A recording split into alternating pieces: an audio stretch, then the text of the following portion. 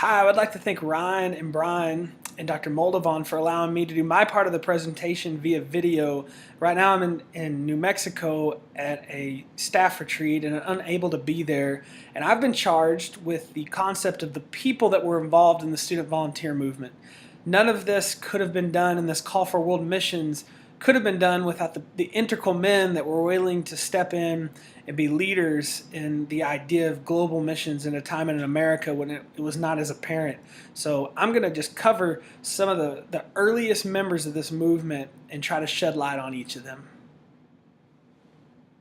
You know, Dwight L. Moody was considered the greatest evangelist of his era, as well as one of the greatest missionaries by many Christians in his day.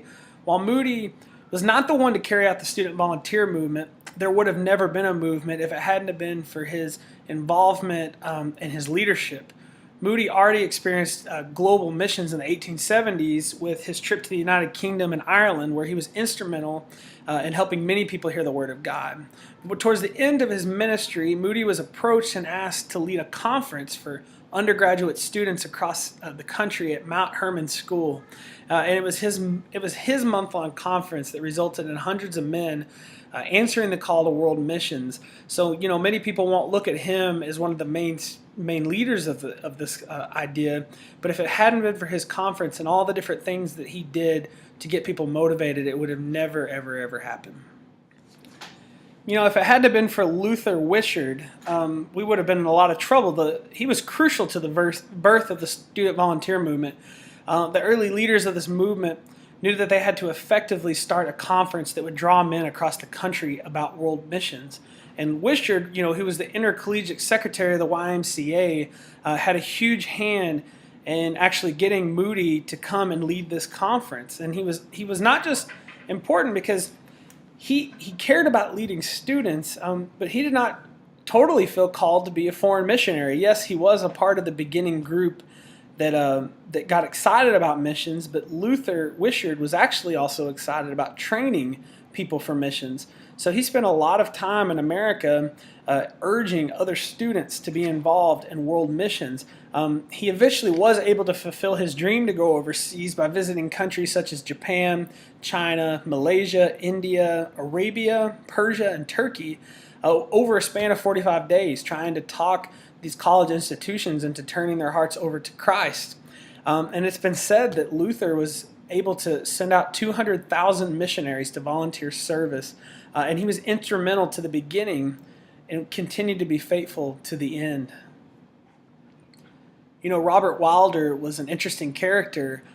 He went to this month-long conference that Moody led, and many consider him a young radical. He was a graduate of Princeton, and he began to envision his fellow students with a dream. He began to tell them a dream to evangelize the world for their generation. And the original goal of this conference was not really to send students across the world. It was to just get missionary candidates and people that would want to serve on boards and missionary groups. But Wilder was actually able to spread his passion for collegiate missions movement all across America. And it was Wilder who rose up among the student body to help others see their purpose. And a lot of people say he was the driving force behind so many other students that would eventually give up their prior plans to live life of global missions. In fact, Wilder's sister said, "Then on the night before the conference went in, those who had committed themselves to missionary causes gathered themselves for one final prayer meeting to present themselves to the Lord and consecrate their lives as foreign missionaries. There, 99 students gathered together, and as they began to kneel together before the Lord, one final student slipped through the back door and joined his fellow students. These initial 100 student volunteers would come to be known as the Mount Hermon 100. Wilder was instrumental in the cause and did everything he could to motivate other people to carry out the Great Commission. This is a time when world missions in America was not that apparent of a thing. But he wanted Americans to know Jesus, but this was transformed more to a global cause.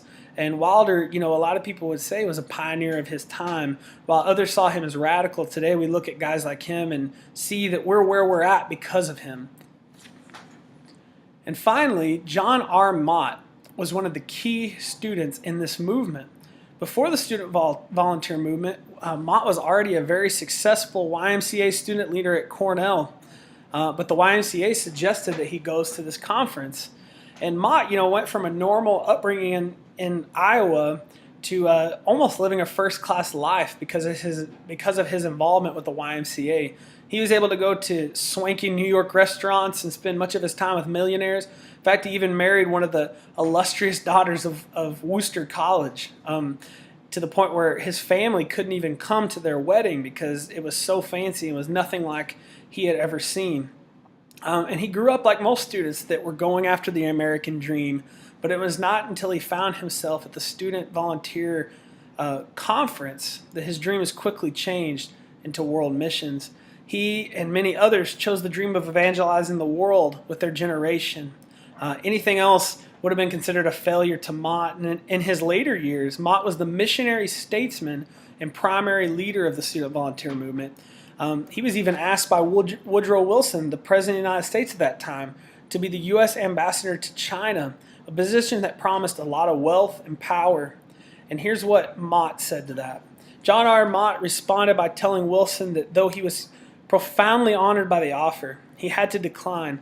Upon further persuasion with promises from the White House, as legend goes, Mott firmly responded that the problem in accepting was not that the job was too big, but that the job was too small for him, as he already was an ambassador for the King of Kings and the Lord of Lords.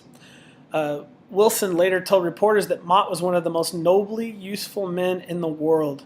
President Taft had earlier referred to Mott as one of the greatest men of his generation.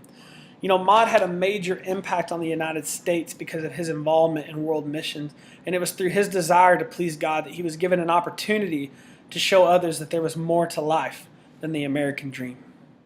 Well, I've given you 4 different leaders that were involved in the student volunteer movement. There have been thousands of books that have surfaced from all the different people involved, and many of us can claim that because of these men and their involvement, that we could become missionaries. I'm going to let the rest of the guys talk about the future implications of the student volunteer movement, but these men had a major integral part and were highly involved.